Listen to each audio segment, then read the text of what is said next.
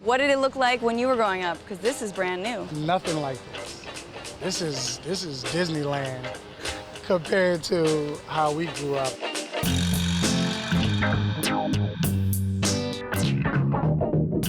We're here in New Orleans, and it's been 10 years since Hurricane Katrina, one of the biggest natural disasters in U.S. history, not to mention a massive political failure. And today, some places, like here in the lower Ninth Ward, still look like this. But other places in New Orleans look a whole lot different lately. This is bigwig developer Prez Kabacoff. He has a $1 billion vision to turn his hometown into an Afro-Caribbean Paris. You're like an urban voodoo doctor. You're reviving deeper than part you by think. part. Now, who are you hoping to attract to condos and places like these, downtown, new, luxury? We've got lots of people like you that are coming to town, 30,000 of them. It took many years to make people comfortable, but now this urban revitalization, not only in New Orleans, but all over the country, is becoming a movement. Now, are you actually seeing New Orleans natives moving into places like these? Absolutely. But that's not what we've heard. We visited one of Kabakoff's mixed-income properties with Kevin. Kevin grew up in housing projects here before the city tore them down after Katrina. In fact, only a fraction of public housing residents were able to move into the new mixed-income developments like this one. So you don't see the jobs coming along with the development? No, not at all. Especially and not the jobs that are paying, because most of the jobs that are part of development are not going to residents. They're going to people that are coming in from out of town. How does that make you feel that it took Katrina to then get this, to get pressure washed brick? It makes you feel horrible. It makes you feel like you weren't worth the investment. Housing advocates say the city didn't have a sufficient plan to help restore homes and keep housing accessible. New Orleans is a city that contains a majority of renters. Because rents have increased so much, then lower income people no longer have access to the neighborhoods in which they've traditionally lived.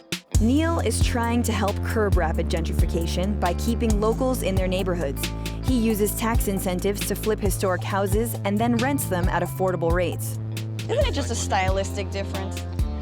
Some like more green. No, this house was about to fall down. It couldn't have made it many more months. A lot of the homes we renovate, we try to keep as rental housing because there is a rental market in New Orleans. Not everybody is going to be a homeowner, and so the niche that we try to fill is for the residents that can't afford their own home but that want to live in their neighborhood where they grew up or a historic New Orleans neighborhood. And so we cater to those folks and try to keep them in neighborhoods that are gentrifying, such as this one. But such efforts are rare. We met Ansel in Treme, the oldest black neighborhood in the country. Now you look at the makeup of the neighborhood, unfortunately gentrification is happening all over the city, and residents from this area being pushed to New Orleans East. Didn't you get a cool gourmet coffee shop that has like, you know, homemade granola bars and stuff? You know, people from the residents here weren't worried about that. People wanted to come home so they could just live their normal lifestyle.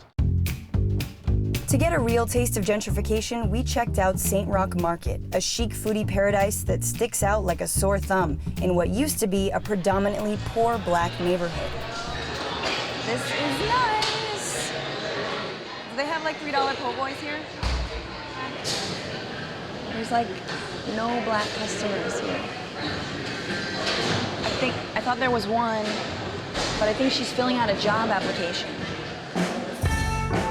Back in the lower Ninth Ward, another black neighborhood that was devastated by the storm, Burnell has used his life savings to restore the only place to buy food for miles. He's now raising money to open more services like a laundromat. I'm trying to raise $80,000. Now, to some people, that's a drop in the bucket. Someone, let's say, like a Donald Trump, he'll blow that in the night.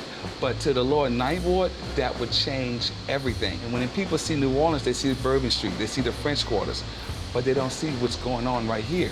And if we wouldn't have done this here, we wouldn't have had nothing.